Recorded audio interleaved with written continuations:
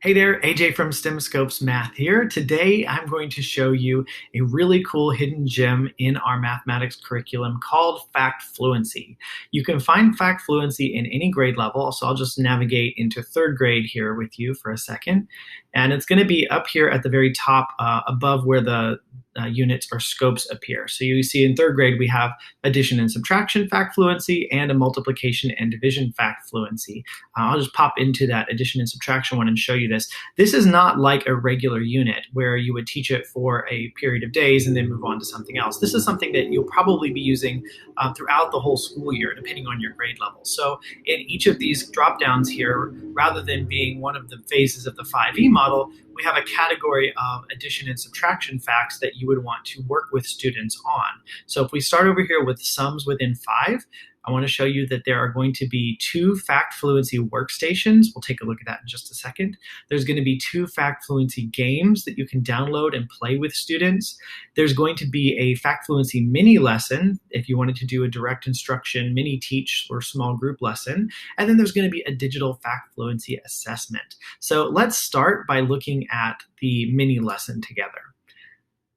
So the mini lesson is going to be just like a regular explore activity from one of the scopes or one of the units. You've got the full teacher markdown here to explain to you how to run the activity with students. And of course, you can print that out and mark it up just like you do in the rest of the teacher's edition. All of the questions you want to ask are going to be here in line as well as the red answers from students, what you should expect to hear. So it's a complete teacher lesson plan. And then over here on the right-hand side, just like you're used to throughout the rest of the curriculum, you can download the different resources that you'll need. And notice that they come in English and Spanish for your students that need that dual language. So in this one, you're going to download the 5 frame. This is what that would look like. Okay, so we've got that. We'll have a student recording sheet. So each student will need a copy of this student recording sheet. Looks like they're going to be writing some number sentences for each round of the game. And then you'll have an answer sheet for the teacher. So this would be my cheat sheet if I were running this activity. Okay, so once you have all those pieces in place, you can run this activity with your kiddos, and that would be a great way to introduce them to sums within 5.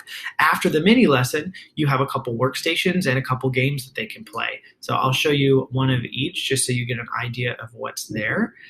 Those stations are going to be kind of like our fluency builders is what I would describe it as if you're familiar with those from the scopes. There's going to be some scenario cards.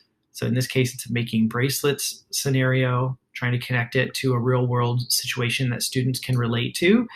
There'll be a student journal piece. In this case, this is what you would download and print for each student as they work through this station. Give that a minute there. All right. And then there's going to be the answer key for the teacher as well. So this is what that would look like. Get an idea of what students would be writing in there. So that's an example of the station. You'll have another one that you can work through as well. And then there'll be a game, and I'll show you the games here. This is going to be more less of like a workable station and more like an active game that multiple students can play together. You can see here that this is a game designed for 2 players. We have clear directions here, and then the game boards that you will use. And it goes on for quite a while, which is pretty cool.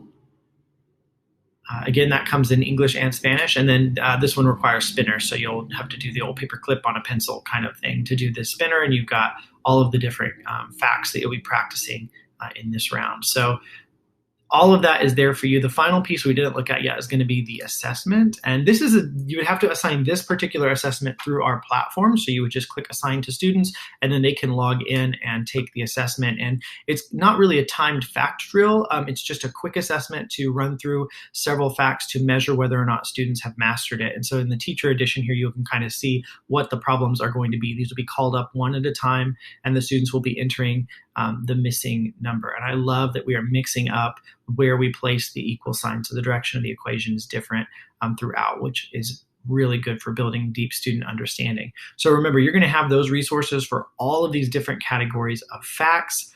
It just goes on. And so there's lots in there that you can use. So dip into that and use it throughout your instructional calendar a little bit every day, and your kids will be fact fluent in no time. Thanks for watching.